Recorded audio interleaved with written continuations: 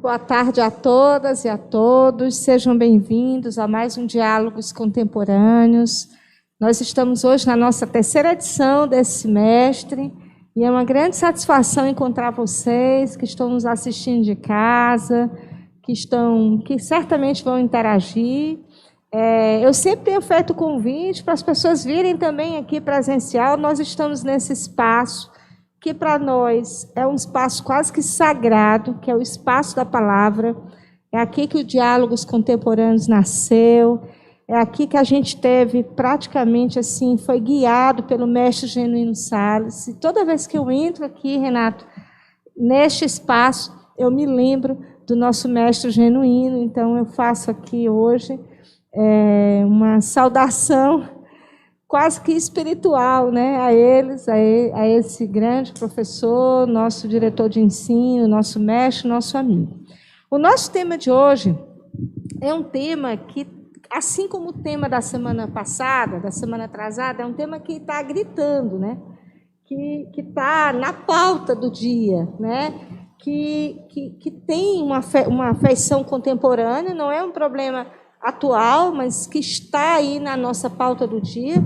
E a gente falava aqui nos bastidores que esse é um tema que também nos atravessa e atravessa uma série de outras questões, que é a flexibilização do uso de armas, o discurso de ódio e o crescimento da violência. E aí, para a gente conversar hoje aqui, nós estamos com duas pessoas que são aqui da casa, mas que têm uma enorme, eu diria assim, visão a respeito deste assunto.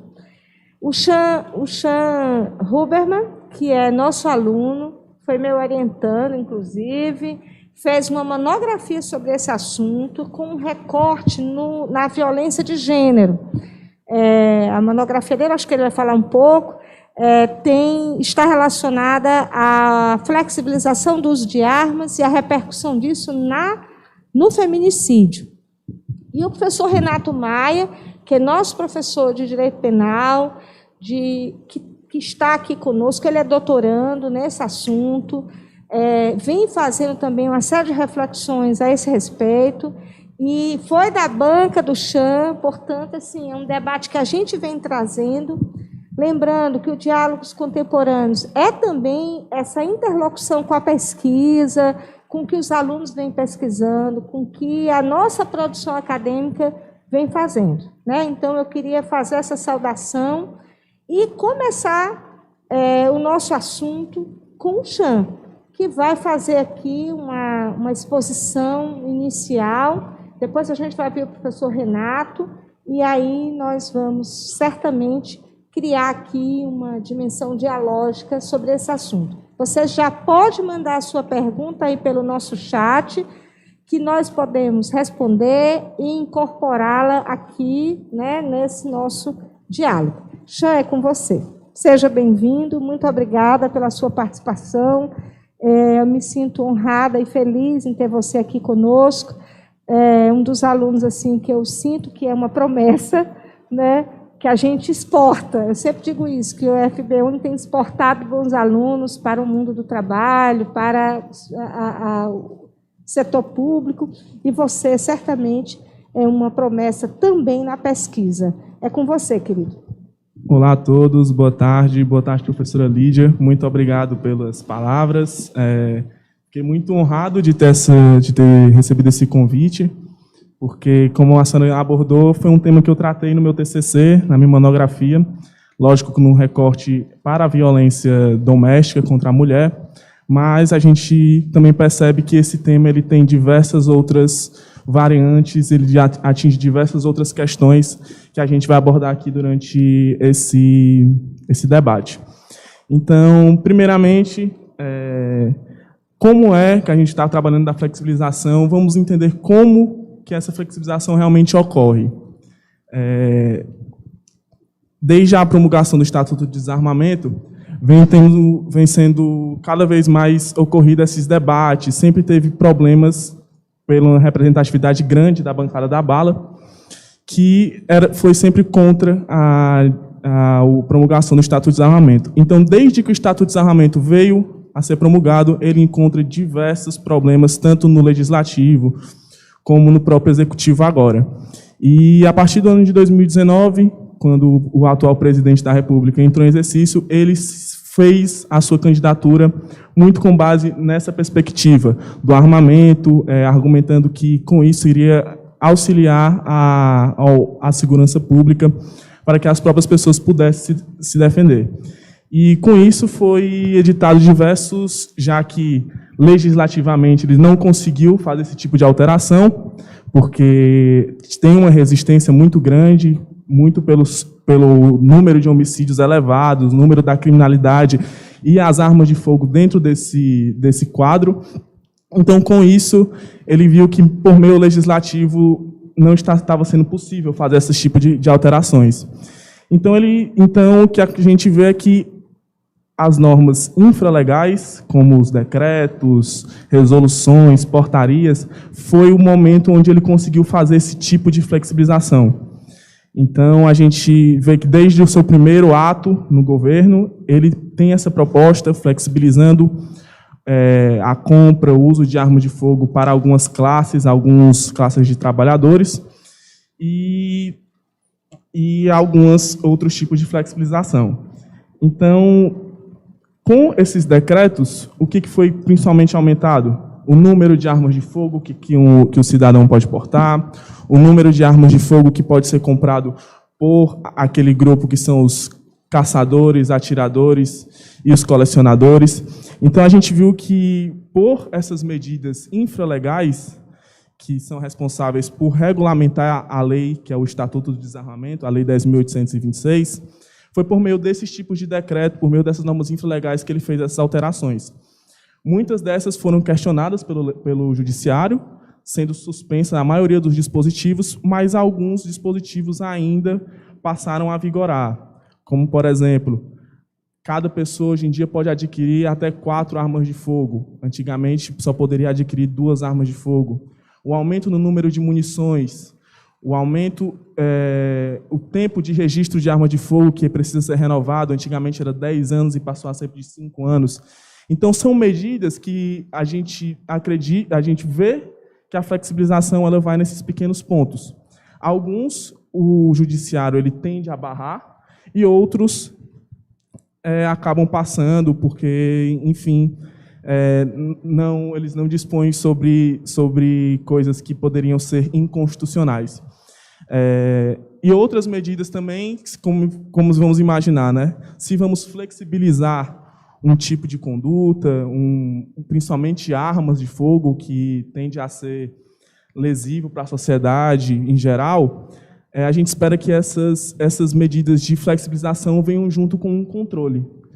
Então, a COLOG, a Comércio Logístico do Exército, já editou portarias no ano passado que tratava justamente de medidas que serviriam para ter esse tipo de controle nas armas de fogo, para que fossem rastreadas, para que fossem codificadas, para que você soubesse que como essas influências das armas de fogo, onde é que essas armas vão parar.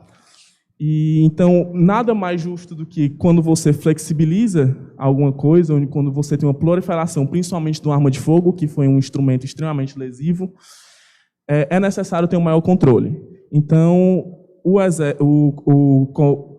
Comando Logístico do Exército editou portarias que tratavam justamente desse tipo de controle, desse tipo de rastreio da arma de fogo, das munições. E, posteriormente, o presidente Jair Bolsonaro editou um outro decreto revogando essas condutas, essas portarias, com a argumentação de que isso não era pauta para o seu governo, que está indo contrário com o que ele tratava, então deveriam ser revogadas. Essa portaria do presidente foi foi suspensa liminarmente na semana passada pelo ministro Alexandre de Moraes, que entendeu por revogar essa portaria, suspender essa portaria que revogava as outras portarias que instauravam esse tipo de rastreio. Então, a gente vê que em portarias e decretos, por esses meios que eles tentam flexibilizar, e os outros poderes tentam fazer essa, como se fala, freio e contrapesos, né? Eles tentam fazer esse balanço para que não extrapolem o que devia ser tratado pela legislação, o que deve ser alterado dentro do Poder Legislativo, que compete ao Poder Legislativo, e não por medidas do Executivo que tratem sobre esse tema. Até porque eles estão indo contrário ao que propriamente dispõe a norma. Então, quando você tem decretos que regulamentam uma norma, e esses decretos vão contrário ao, vamos dizer assim, à alma da norma, você está indo contra mudando aquilo que deve ser mudado pelo meio legislativo. Como também a resolução 126 da CAMEC, que trata do comércio exterior, que zerou os impostos de importação das armas de fogo em 2020, que iria entrar em vigor em 2021, mas também foi suspensa liminarmente por trazer esses problemas. Então, a gente vê que é aí que vem essa flexibilização. E o que gera essa flexibilização? Cada vez mais as medidas que tendem a ter um maior número de armas de fogo em circulação dentro da nossa sociedade. Então, nos últimos 3 anos, de 2017 até 2020, o número de registros de armas de fogo mais que dobrou no Brasil. De mais de 600 mil armas de fogo, passou a ser mais de 1.200.000 armas de fogo. No primeiro semestre de 2021, foram registradas mais de 97 mil armas, mais de 67% em relação ao período anterior. Então, a gente vê que com essas medidas, apesar de aparecerem não ser ofensivas e não mudarem tanto, elas acabam refletindo no maior número de aquisição de armas de fogo. E o que é que isso preocupa? Essas armas de fogo são as armas de fogo que vão abastecer a criminalidade. A ministra Rosa Weber, em um dos julgamentos que ela suspendeu alguns dos decretos do presidente Bolsonaro, ela tratou de que mais de 55% das armas apreendidas foram originárias do comércio legal.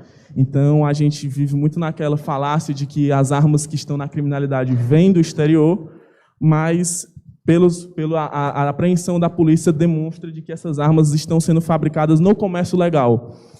Então, é até um pouco curioso que o próprio presidente, em 97, ele sofreu um assalto, ele estava portando arma, e no momento do assalto levaram tanto, acho que era uma bicicleta que ele estava, e a sua arma de fogo. E ele mesmo tratou de que, até ele, com a posse de arma de fogo, ele estava se sentindo inofensivo, né? Tipo, ele estava se sentindo impotente. Mesmo com a arma de fogo, ele não conseguiria reagir.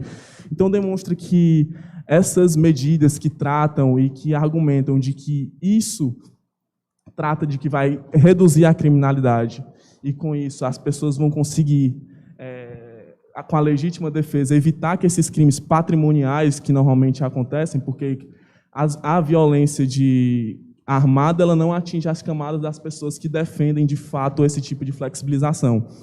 Então, a gente vê que até essas pessoas que usam com esse argumento para a legítima defesa acabam podendo suas armas de fogo vir a figurar na criminalidade, no comércio legal, e aí sim trazer todo esse problema que a gente vê na violência de hoje em dia aqui no Brasil. O número de violências por arma de fogo é enorme, mais de 70% dos homicídios são cometidos com arma de fogo. Então, sim, a arma de fogo é um dos principais percussores da violência no Brasil e no mundo, não é uma coisa exclusiva do Brasil. E a violência ela tem cor e classe social. A violência por arma de fogo, quem mais morre, quem mais mata no Brasil são jovens, periféricos, negros, e em uma pesquisa recente do Datafolha, trata de que justamente são as classes sociais que mais repudiam esses tipos de flexibilização, já que, obviamente, são as classes que são mais atingidas. A flexibilização não é nada agradável para esses grupos minoritários, como eu também tratei, falar um pouco agora também da minha parte do meu trabalho de conclusão de curso, que eu falo da violência de gênero, como a arma dentro de casa, ela tem um efeito não só violento, de violência física de fato, mas com um poder coercitivo, um poder de coação, e isso reflete também na violência doméstica, nos números de feminicídios. O Brasil é o 5º maior em número de feminicídios no mundo. A arma de fogo, apesar de ainda não ser a principal percursora desse crime, ainda são as armas brancas, como facas, mas ela já vem tendo um avanço, periodicamente vem avançando as armas de fogo, sendo cada vez mais utilizadas para o cometimento desses crimes. Então, a gente vê que esse tipo de relativização já está sendo trazendo problemas não só na violência urbana, mas com a violência dentro de casa.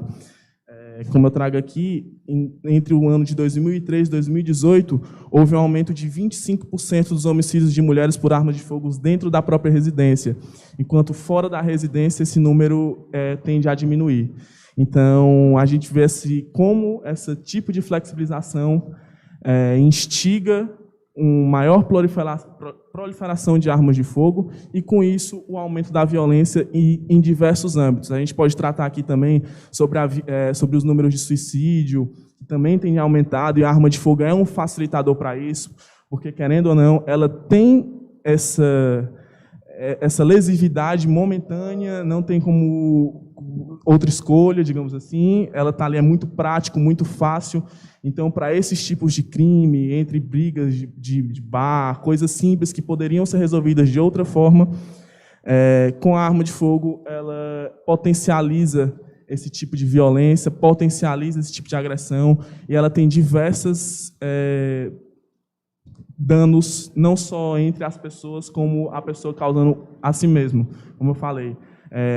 Estamos vivendo em um tempo onde cada vez mais a sociedade tem problemas psicológicos, as doenças, depressão, ansiedade, tudo isso está aumentando por diversos fatores, e a arma de fogo dentro de casa ela pode ser um potencializador para que isso faça mais vítimas que poderiam ser evitadas.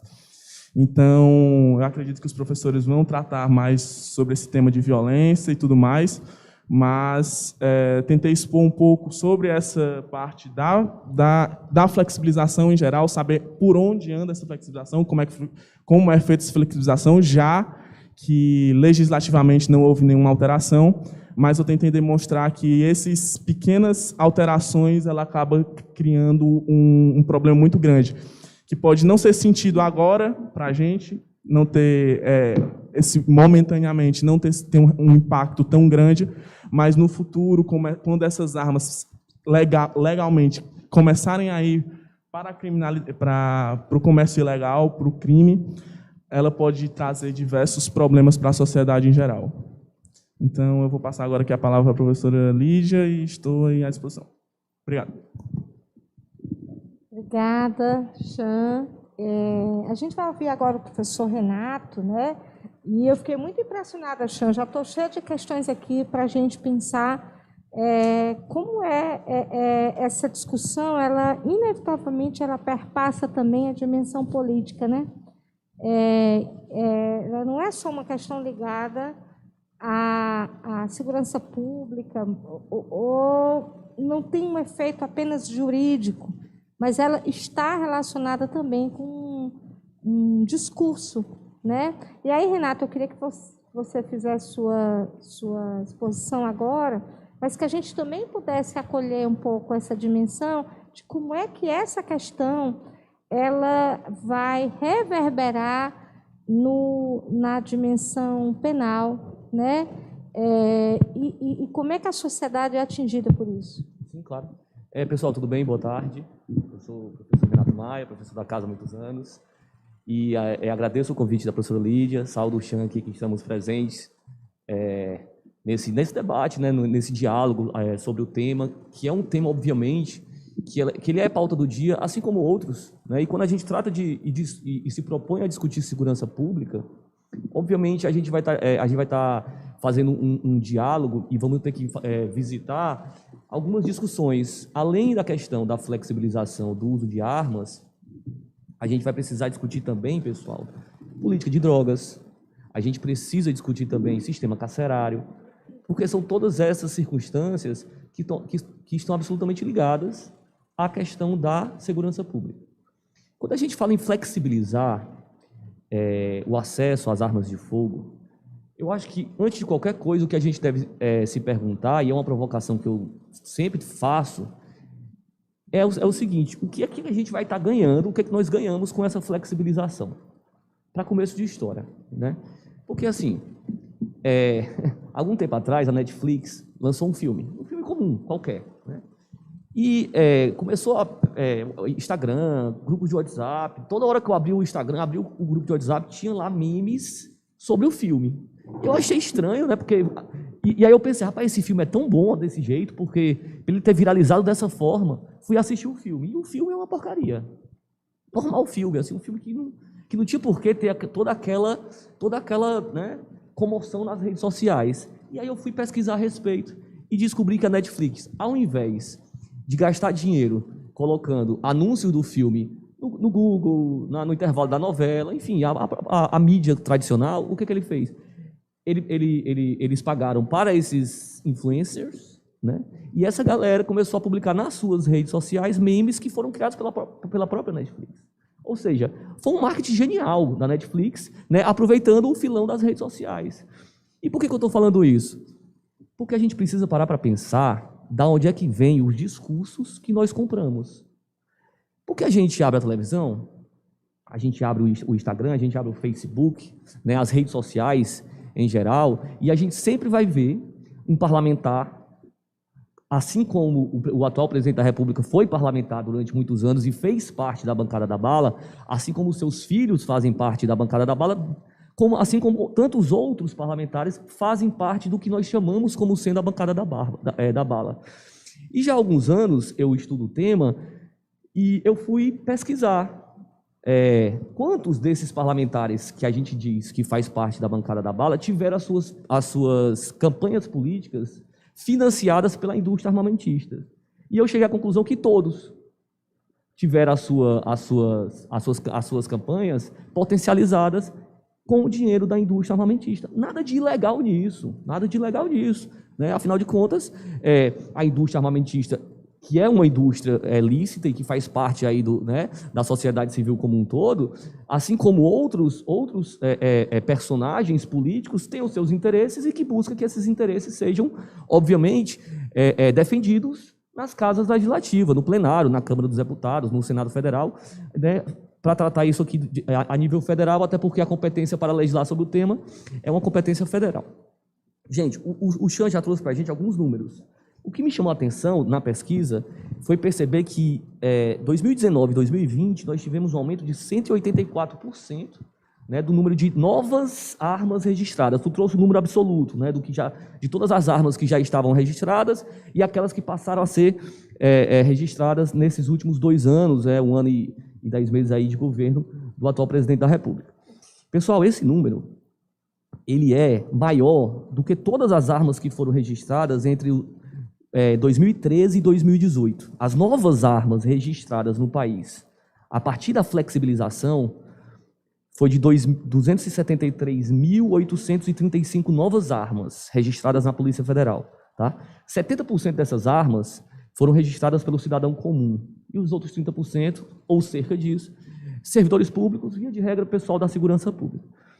Nos 6 anos que antecederam a gestão do atual presidente da República, nós tivemos um número menor do que esse, 265 mil novas armas registradas. É claro, então, que a gente já pode perceber que uma coisa é certa: a flexibilização está sendo, né, do ponto de vista de quem tem interesse nisso aí, está sendo proveitoso. Pode ter certeza que se você abrir a Bolsa de Valores, as ações das empresas da indústria armamentista, elas hoje estão muito mais valorizadas do que estavam antes da eleição do atual presidente. E aí a gente precisa parar para pensar, mais uma vez, volto a perguntar, o que a gente ganha com flexibilização? E quando a gente compra o discurso, que muitas vezes a gente não sabe sequer de onde é que vem, de que o cidadão armado ele vai ter mais condições de se proteger, a gente já percebe que a gente está comprando uma mentira. A gente está comprando uma mentira, a gente está comprando uma falácia, Lídia, principalmente porque, primeiro, a segurança pública não é e nunca vai ser e nem pode ser responsabilidade do particular. Eu não posso transferir a responsabilidade de segurança pública para o particular. Até porque o cidadão que fala que eu preciso ter uma arma para proteger a minha família, certo? Das duas, uma. E aí, uma discussão, isso, conversando com amigos, e esse amigo falou isso, cara, eu preciso ter uma arma para proteger minha família. Aí eu falei, bicho, tu mora na beira-mar, num apartamento com 2 seguranças lá embaixo. Quando na tua vida, tu vai precisar de uma arma para proteger a tua família? Se você disser para mim que eu preciso ter uma arma na minha cintura, para quando eu sair de casa, se alguém vier me assaltar, eu poder me defender, a gente pode começar a conversar. Mas a flexibilização que é apresentada, que tem sido apresentada no atual governo, ela é a flexibilização para a compra, ou seja, a posse da arma de fogo. É você comprar uma arma de fogo para deixar a arma de fogo em casa. Você jamais, particular, vai poder portar uma arma de fogo, sair na rua com a arma de fogo, onde de aí, né, pode acontecer de fato da segurança pública bater à sua porta, bater na janela, a falta de segurança pública, né, ou seja, a violência urbana bater na janela do teu carro, e aí você pode sim, né, estar armado para proteger a sua família ou, na verdade, proteger o seu patrimônio. Sempre que eu discuto flexibilização do uso da arma de fogo, eu faço essa provocação, Lídia. Você que está em casa, você que está nos assistindo, quantas vezes na vida você esteve em situações que você realmente precisou de uma arma de fogo? Agora, quantas vezes na sua vida você esteve em situações que, se você tivesse com uma arma de fogo, poderia dar um problema muito grande, um problema que iria lhe trazer dor de cabeça para o resto da vida. Um processo judicial, né? Um processo onde seria discutido ou não uma possível legítima defesa, às vezes o excesso na legítima defesa, no bar, no restaurante, numa batida de carro, né? num problema de trânsito aí no meio da rua. Você com a arma na cintura, a possibilidade de você ter um problema muito maior para a sua vida, né? ela é muito latente, muito maior do que, de fato, a necessidade que você tem de proteger a sua família com o uso de arma de fogo. Dentro dessa discussão aqui, tá? Nós tivemos, e aí como eu estava falando para vocês, né, a gente tem o pessoal da bancada da bala, que defende com muito afinco os interesses dessa indústria armamentista. Existe eu não vou nem chamar de pesquisador, na verdade ele é um assessor do Tribunal de Justiça da Bahia, certo? E ele fez um levantamento, o nome dele é Fabrício Rabelo. Ele fez um levantamento, algumas pesquisas sobre a questão dos números de homicídios no Brasil, né? E tentando trazer um diálogo aí com a questão armamentista. E aí ele mostrou, gente, em números absolutos, os números de homicídios no Brasil, desde 2003, eles só crescem. O número de homicídios com armas de fogo, eles só crescem. Então, esse Estatuto do Desarmamento não está servindo para nada. Porque se você proíbe a arma e continua crescendo o número de homicídios, é porque, obviamente, não está servindo. Gente, existem várias maneiras de mentir. Uma delas é falando a verdade. Porque, de fato, a gente só tem um crescimento. A gente, de 2003 até hoje, nós temos um crescimento do número de homicídios praticados com arma de fogo no Brasil.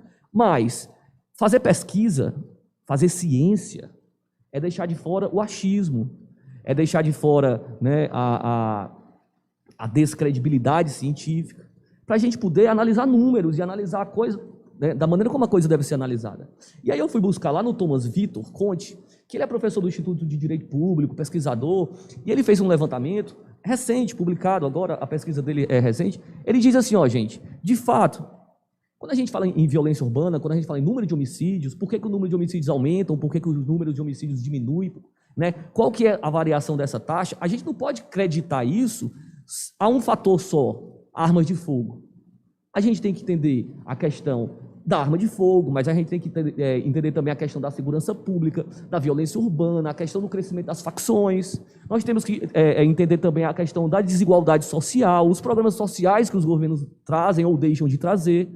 Então não dá para a gente simplesmente dizer homicídios aumentaram, armas de fogo, né, diminuiu o número de vendas, como a gente sabe que o Estatuto do Desarmamento fez, mas os homicídios continuam aumentando. Não dá para dizer isso. Agora, o que a gente pode analisar, Lídia e Chan, é o seguinte, eu trouxe esse número aqui para a gente, tá? Peraí, deixa eu só pegar. Desculpa que agora eu me perdi um pouco. Nos 15 anos, de 1980 a 2003, certo? Antes da publicação do Estatuto do Desarmamento, nós tivemos um crescimento constante, ano a ano, dos números de homicídios praticados com arma de fogo. Antes da publicação do Estatuto, nós tínhamos uma taxa de crescimento que batia 6% ao ano.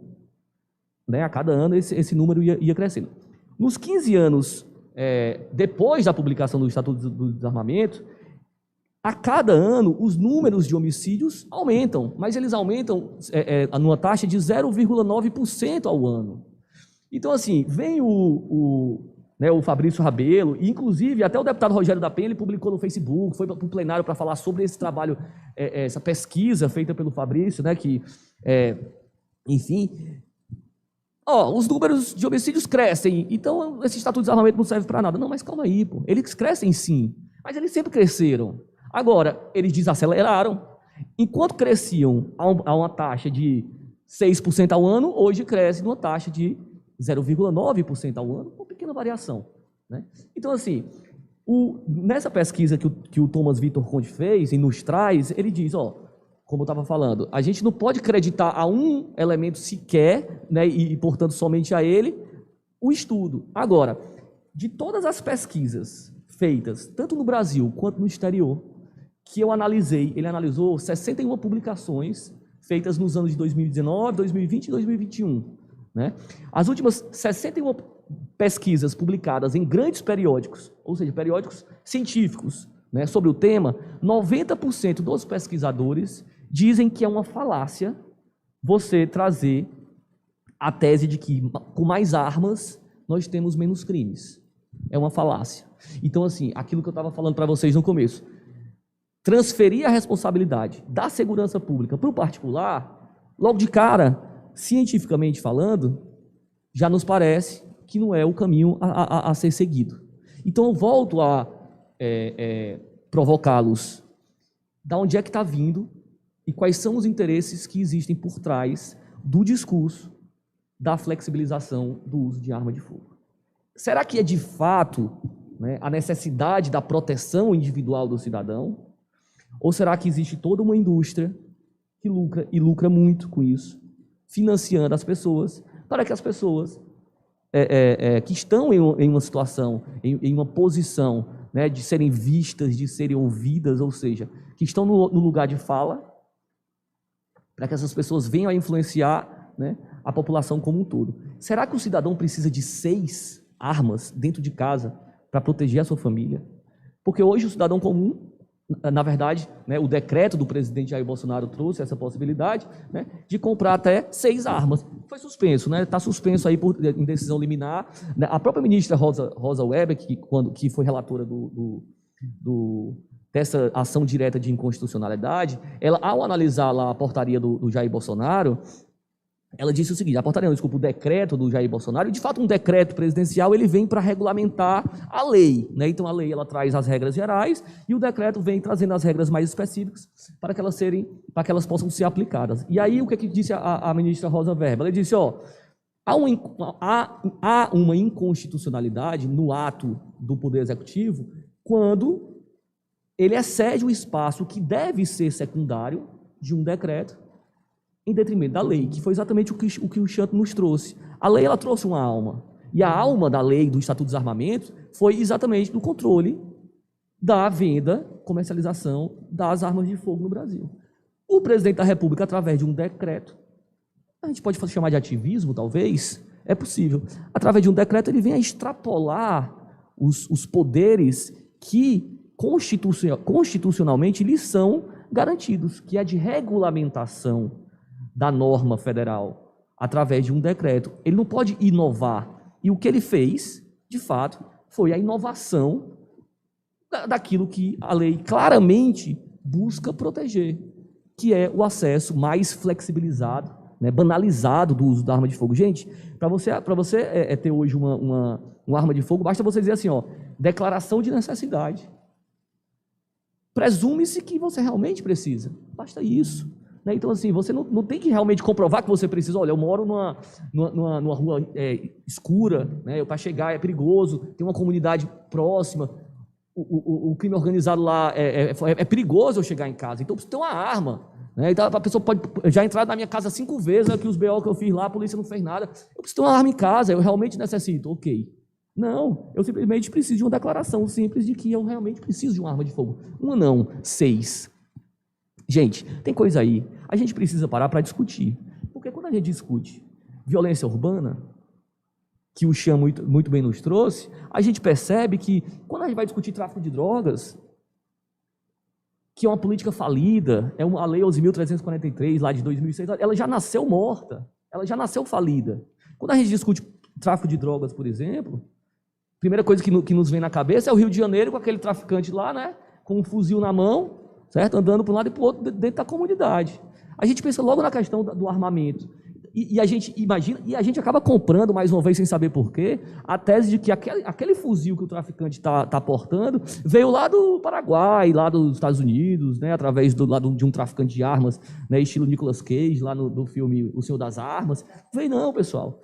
Muitas vezes, e a maioria das armas que são apreendidas com né, as facções criminosas hoje no Brasil, e aí basicamente relacionadas, ligadas ao tráfico de drogas, essas armas elas foram compradas e comercializadas dentro do próprio país.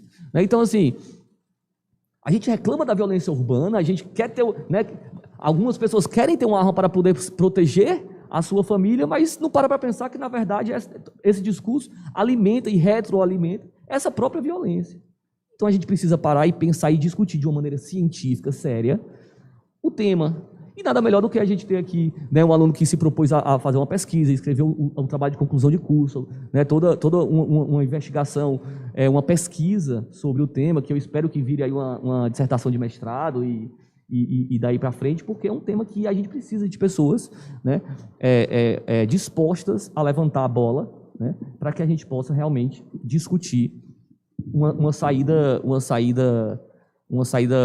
que ela é necessária, mas que seja também eficiente, eficaz para o tema. Lídia, muito obrigado. Muito bem, Renato, obrigada. Eu acho que a gente passa agora, tem muitas questões que envolvem isso, e eu vou fazer aqui algumas provocações, e a gente vai ler também alguma coisa que esteja aí, viu, Chan?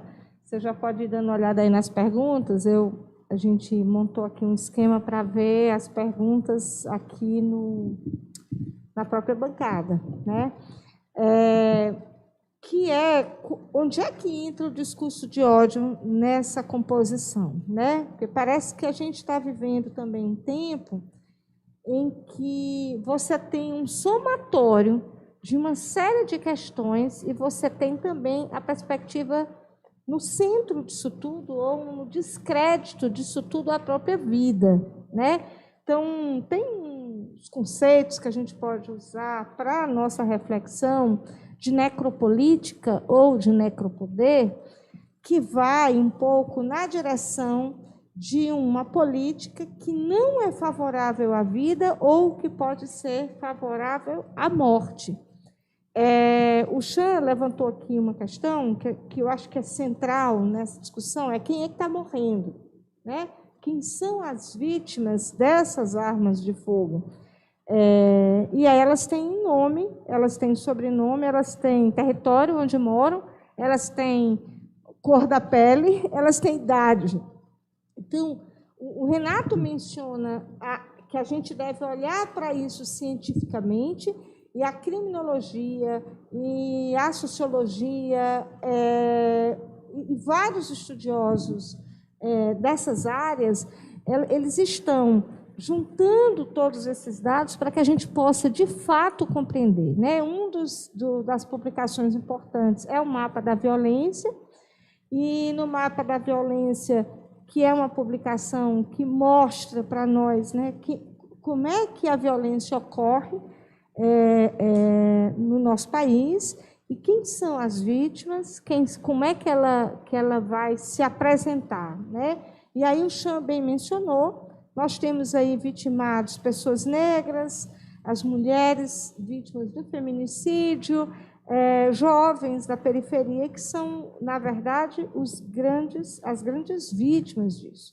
E aí a gente está diante de uma política que não tem interesse em olhar para essa situação, né? Então, eu penso que essa é uma questão que a gente precisa ver de perto. E aí, quando a gente entra com o discurso do ódio, que é uma questão que o Renato também menciona quando ele fala do potencial que as redes sociais têm para a disseminação do ódio, isso vira, gente, uma nitroglicerina pura, capaz de gerar uma grande explosão social no Brasil, né? Então, acho que essa é uma das questões para a gente pensar. Eu queria ver como é que está aí as perguntas, e vocês me assessorassem nisso, Chan. Veja aí se tem alguma pergunta ou alguma colocação,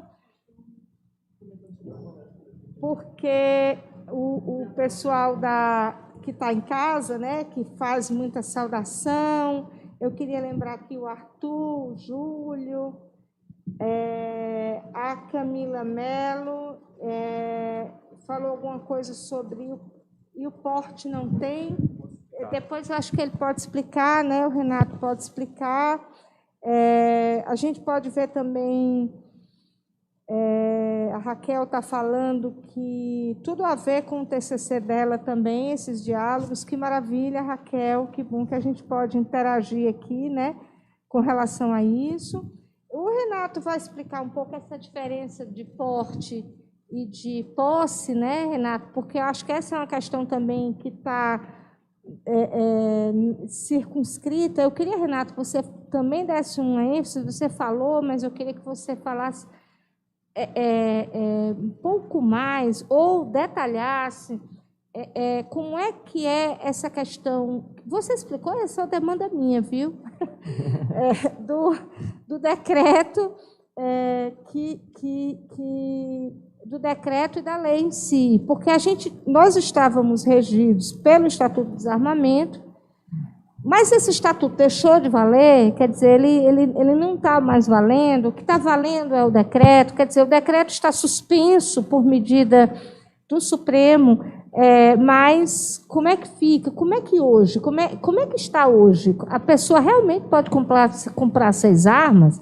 Ou isso era uma ideia disseminada politicamente, mas ainda não está sendo possível concretizar? Como é que é isso?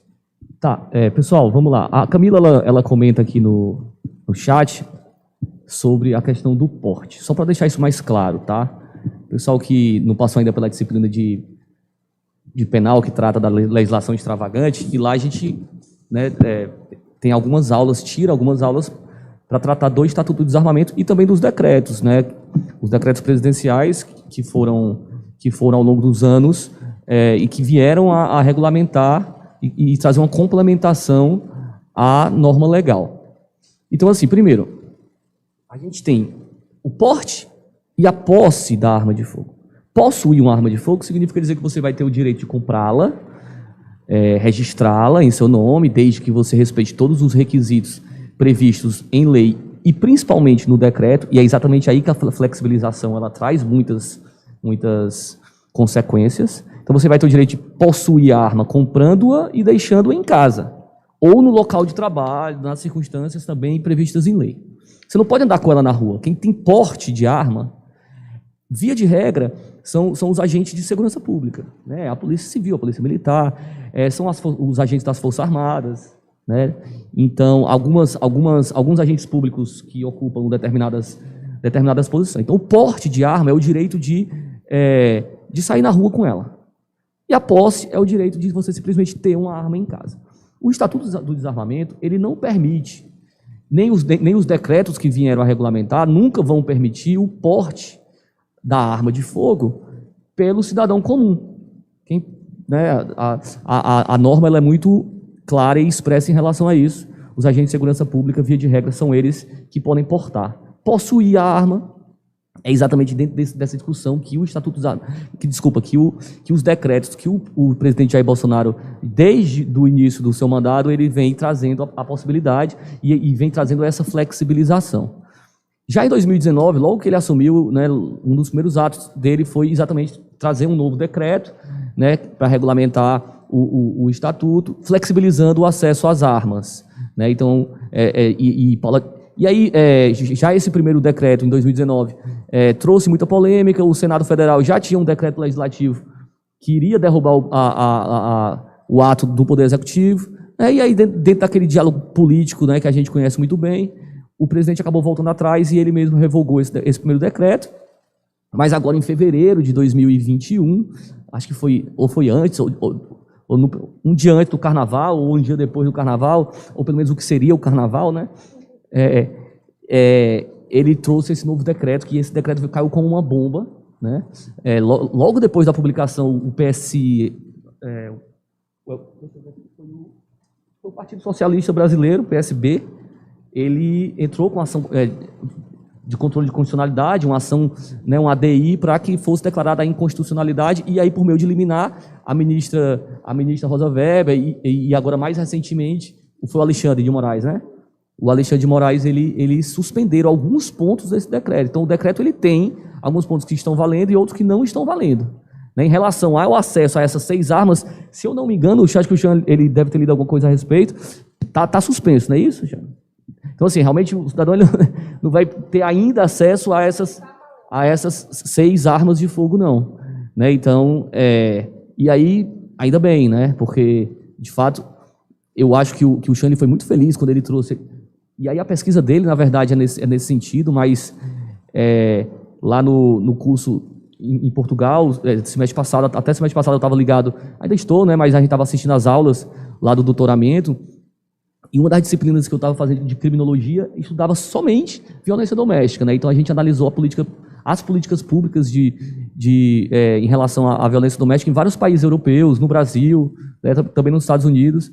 E pode ter certeza que, e aí o Jean ele traz eu lembro demais na defesa do teu TCC, tu trouxe um número que ele é muito interessante de ser analisado, que é a questão dos países que têm uma maior flexibilização, né, do acesso à arma de fogo, né, e fazendo aí um contraponto em relação aos feminicídios, né? Então, gente, né, assim, a gente não precisa ser nenhum gênio para imaginar, né, que numa situação de explosão, numa discussão entre homem e mulher dentro de casa, se o cara tem uma arma de fogo dentro de casa, a possibilidade de ter um problema maior, ela é muito grande e muito mais latente do que se ele tiver só uma faca ou as mãos para poder agredir a companheira, né? Então, assim, não precisa ser nenhum gênio para entender isso.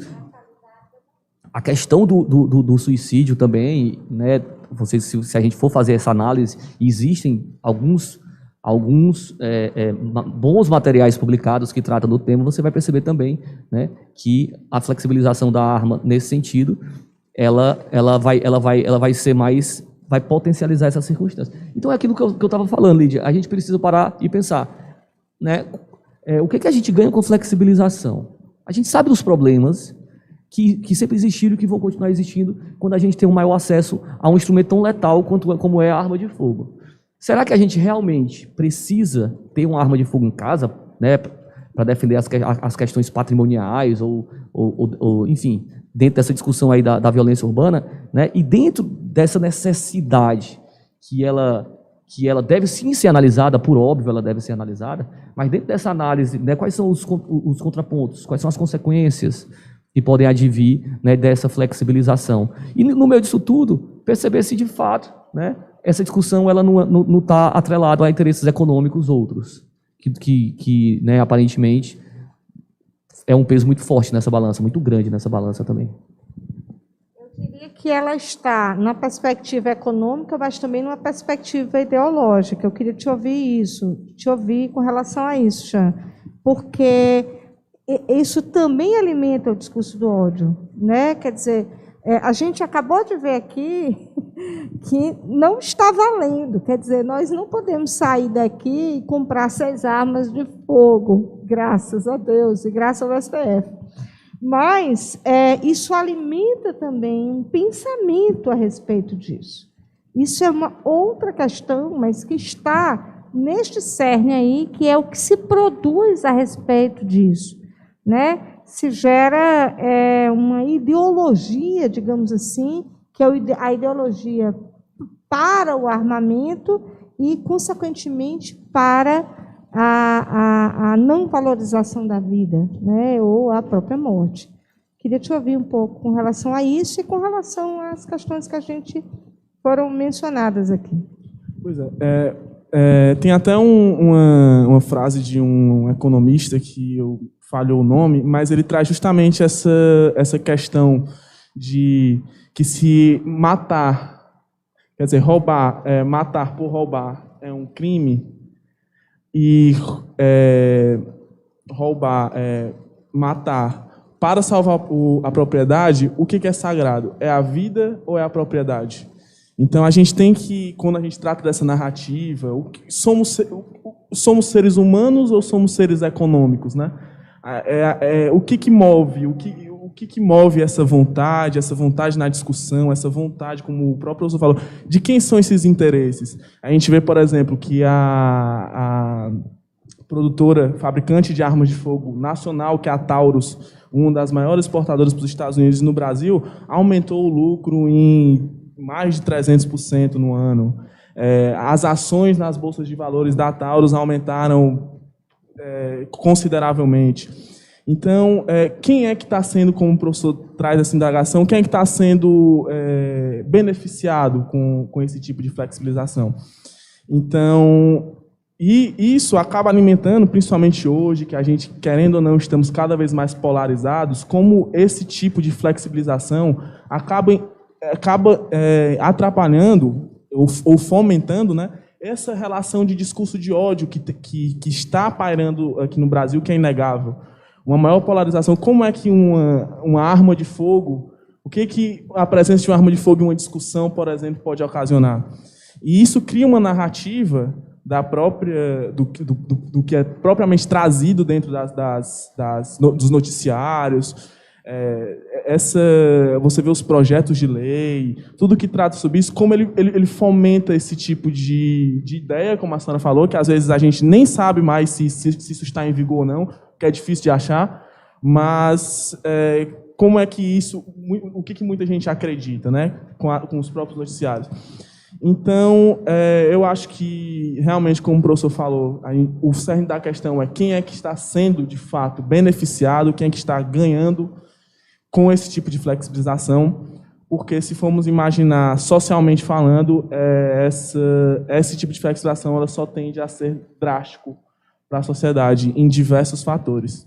Xan, dentro disso que tu trouxe, há alguns anos eu assessorei um colega advogado em um processo de um agente público de segurança pública, ou seja, um cara que está há muitos anos, né, e na época também, atuando na questão da segurança pública, ou seja, é um cara que está acostumado a situações de embate, é um cara que foi treinado para isso. E era um domingo à noite, ele estava em casa, pediu uma pizza, a pizza chegou, ele desceu na portaria para pegar a pizza, botou a arma na cintura e desceu, né? Quando ele chegou lá embaixo, ele estava pagando a pizza, entra um casal do prédio dele correndo, gritando, meu Deus, roubaram meu carro. E aí ele, ato contínuo, né, ele sacou a arma, foi para a rua, aquele carro ali, os bandidos, né, os ladrões, eles estavam saindo com o carro do cidadão que ele tinha acabado de roubar. E aí ele abriu fogo, ele deu 5 tiros no carro, né? Por sorte dele, né, principalmente também dos assaltantes, né, ele não acertou nenhum tiro enfim, né, e o carro foi embora, e o carro acabou sendo roubado, né, e ficou aquele negócio, vai, não vai, aí na mesma hora ele já ligou para o advogado, rapaz, e aí, né, rapaz, macho, na mesma hora eu conversei com ele, falei, colega, tem 2 pessoas que acabaram de cometer um assalto, de fato, de costas indo embora, tu dá 5 tiros neles. Se tu tivesse acertado algum, como é que a gente vai argumentar uma legítima defesa aí? Alguém de costas. A legítima defesa, pessoal de casa aqui não sabe, é usar os meios necessários para repelir uma injusta agressão, atual ou iminente. Qual é a injusta agressão, atual ou iminente, que alguém empreendendo fuga de costas pode significar para você ou para terceiros? Nenhuma. Então, aquilo que, né, o diálogo volta para o que tu estava falando. O que é mais sagrado? O que é mais importante, a vida ou o patrimônio? Será que justifica-se você atirar e acertar ou não, mas, enfim, matar 1 ou 2 pessoas que acabaram de roubar um carro, né, 2 pessoas perigosas, de fato, que estavam armados, inclusive, mas será que isso justifica matar essas 2 pessoas para segurar né, para deixar de ser roubado um carro que tinha seguro? Só para a gente resumir, no final das contas, sabe como é que terminou, Lígia? O dono do carro, o carro foi encontrado no outro dia, certo? E uns 3 meses depois, chega um oficial de justiça na casa desse, né, policial, com a citação para um processo de indenização. O dono do carro ainda cobrou dele o conserto do carro dos buracos da bala. Ele ainda gastou mais uns 5, 6 mil reais para consertar o carro do cidadão, né? E aí foi que ele ficou arretado, né, com raiva, porque, né, e aí, conversando com ele, bicho, né, e aí essa discussão, esse caso, ele serve para a gente parar para analisar se, de fato, o que a gente está discutindo aqui? Somos seres humanos ou somos seres econômicos? Né, será que justifica a defesa do patrimônio, né, a utilização do ataque a um bem jurídico que, obviamente, é um bem jurídico tutelado de maior valor, que é a vida? É lógico que a gente não é inocente, certo? E de achar que a discussão ela é tão simples assim. Não é. Porque quando eu estou armado para me proteger de alguém que vem me assaltar, eu não estou protegendo o meu patrimônio, eu estou protegendo minha vida, porque a qualquer momento aquele roubo pode virar um latrocínio. Alguém que está armado, né, que não tem nenhuma experiência com uso de arma de fogo, que não é treinado para isso, ele pode te matar para levar o teu patrimônio. Então, quando eu me defendo de um assalto, eu não estou defendendo necessariamente o patrimônio, eu estou defendendo, antes de mais nada, uma injusta agressão iminente contra o bem jurídico tutelado vida. Mas, dentro dessa discussão e as variações que ali orbitam, a gente percebe que muitas vezes o ódio que esse discurso acaba sendo fomentando, Lídia, é o ódio ao bandido bom, é o bandido morto, né? Que é um termo que eu não permito que em sala de aula a gente fique, né, durante as aulas de direito penal, esse tema, né, execuções penais, a gente está falando de sistema carcerário, a gente está falando de preso, gente condenada por crimes, muitas vezes crimes cometidos com violência ou grave ameaça, muitas vezes crimes hediondos, mas não. Bandido bom não é bandido morto. Bandido bom é o bandido ressocializado. E para a gente discutir ressocialização, segurança pública, é necessariamente discutir ressocialização. E aí, infelizmente, eu tenho amigos policiais e um deles, uma vez, mas ele é muito extremista, ele olhou para mim e disse, cara, esquece, ressocialização é falácia. Vem para o mundo real. Eu falei, bicho, enquanto a gente continuar pensando assim, de fato a gente vai continuar alimentando essa taxa de reincidência que no país bate 70%. 70% das pessoas que visitam e que são um dia hóspedes desse nosso sistema carcerário, eles voltam a delinquir. A gente precisa parar para olhar para isso. Porque nesse mesmo sistema carcerário, onde a lei de execuções penais é realmente aplicado, você percebe, né, em presídios organizados, você percebe taxas de reincidência que não passam de 30%. Então tem alguma coisa aí. Ressocialização não é falácia. Ressocialização é a realidade, mas é uma realidade que precisa de um gestor público que não venha em rede nacional e dizer, não, mas prisão tem que ser isso aí mesmo, esses cabas têm que sofrer mesmo, porque eles praticaram o crime. E o político que falou isso, infelizmente hoje, é o político que está à frente do Poder Executivo Federal. Então esse cara que diz que Pedrinhas é o melhor lugar do Maranhão, Lídia, Pedrinhas foi um presídio no Maranhão, onde, né, vídeos circularam de presos cortando a cabeça uns dos outros. Enquanto a política pública for essa, de fato, ressocialização vai ser falácia. Mas são encontros como esses que a gente fomenta essa discussão e que a gente levanta a bola e a necessidade de se perceber os discursos, por que estamos comprando esses discursos, e dar um jeito de barrar esses discursos, porque eles são realmente discursos falaciosos, né? São inverdades. E uma mentira dita 1000 vezes acaba tornando-se verdade. Infelizmente, fazendo uma alusão aqui a um regime, né, que nós não podemos esquecer para que ele não volte a acontecer, mas, né, que nos trouxe tantos problemas. É isso aí. Eu estou muito feliz com esse debate. Eu sei que a gente ficaria por horas conversando aqui, porque, como a gente bem disse no início, aqui nos bastidores, né, esse tema é um tema que atravessa muitos outros, né? O Chan mencionou aqui a dimensão de uma narrativa, o professor Renato mencionou de como essa questão ela envolve também uma política pública, né, de segurança, mas não só de política pública que possa atingir também a política carcerária, quer dizer, a perspectiva de uma ressocialização. Então, esses temas são temas que estão todos interrelacionados. A gente está chegando ao final. Eu vou passar para que vocês façam suas considerações finais. Eu não sei se tem uma última pergunta, porque a gente não está mais conseguindo aqui, Paulo, ver.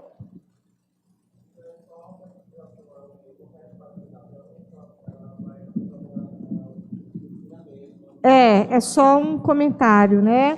Que a gente agradece a quem está assistindo e quem está comentando. Eu penso que aqui a gente tem assim, uma verdadeira aula, né? E eu imagino que todas essas questões possam depois retroalimentar os debates em sala de aula a esse assunto. Eu vou passar aos professores, Oi, Xan, já estou te colocando na alçada de professor. Vou te colocar os convidados, ainda não, mas outro dia em sala de aula, tu se lembra de uma colega que falou assim, Xan, tu vai ser um professor. Aí eu, na hora que ela falou, que ela disse, a colega da disciplina, aí eu disse, gente, é engraçado, a gente tem essa, fala pela boca de um anjo, né? O Xan pode vir a ser um professor mesmo. E aí eu finalizo, né? A gente finaliza aguardando vocês já para o nosso próximo diálogo daqui a 15 dias. Eu vou passar para o Xan, ele faz a consideração final dele em 3 minutos, depois a gente passa para o professor Renato, e aí a gente volta para mim e eu faço o encerramento. Muito obrigado, professora Lídia. Mais uma vez, reforçar aqui os meus agradecimentos pelo convite. É um tema muito importante, é um tema que eu dediquei um ano, mais de um ano, para tratar durante a monografia. E, como você fala, ele tem diversas nuances, né? Diversas vertentes que tratam sobre esse tema, que ele engloba muito mais do que simplesmente a violência propriamente dita. Ele envolve comércio, ele envolve socialização, ele envolve política, ele envolve diversas questões. Então, eu agradeço pelo convite, espero que eu tenha sido claro naquilo que eu queria transmitir, e dizer que vamos buscar sempre questionar, como o professor falou, esse tema, porque enquanto a gente não fomentar o diálogo e tratar disso da forma como deve ser tratada, não simplesmente querendo apagar fogo com gasolina, mas poderemos tratar desse tema da melhor forma. Então, muito obrigado mais uma vez, obrigado a todo mundo aí que compareceu aí para prestigiar o evento da professora. Obrigado. Lídia, eu quero começar agradecendo ao convite também, né, saudar vocês dois, que essa discussão ela sempre é enriquecedora, né? A gente sempre acaba aprendendo mais e ter também a oportunidade de levar para as pessoas uma discussão que ela não é à toa que o nosso nome aqui são diálogos contemporâneos.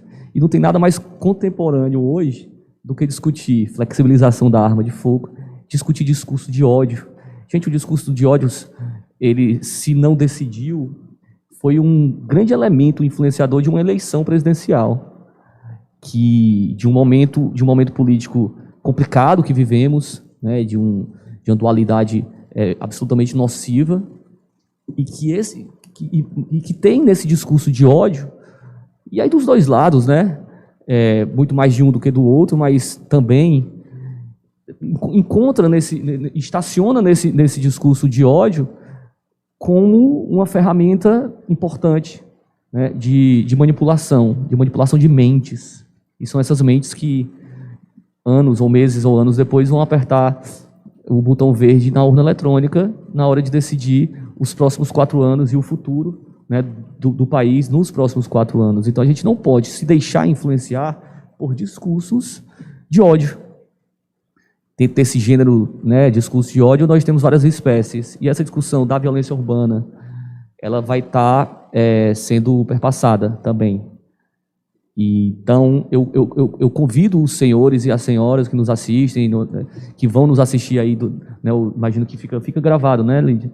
E vão nos assistir aí no YouTube, né, futuramente, para parar um pouquinho, para pensar se realmente, e como que realmente essa discussão da flexibilização do uso das armas, quais são os vetores que estão orbitando a ela, né, para que a gente possa firmar um posicionamento, um posicionamento que é acima de qualquer coisa política. Nós somos seres políticos, né, e esses posicionamentos, eles fazem parte da nossa maneira de se colocar no mundo. Então, quero agradecer mais uma vez o convite, né, saudar todos que estão em casa, e eu sempre encerro falando isso. Quantas vezes na vida você esteve em situação que você precisou de uma arma de fogo? E quantas vezes na vida uma arma de fogo na sua mão teria trazido prejuízos para você e para terceiros bem importantes? Obrigado. Bom, eu sou super grata pela presença do Xan e do Renato.